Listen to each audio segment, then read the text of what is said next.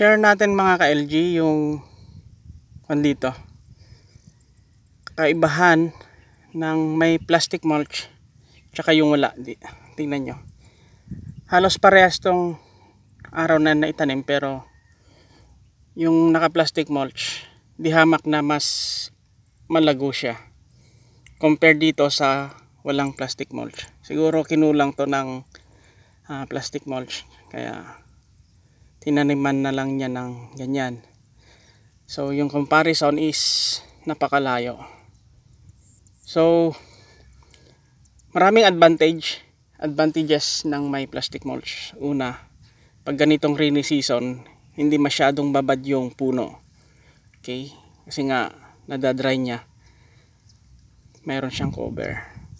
Sa weed, okay? Although magpapalinis ka, magpapagamas ka, ganun din. Pero konti lang yung lilinisan mo.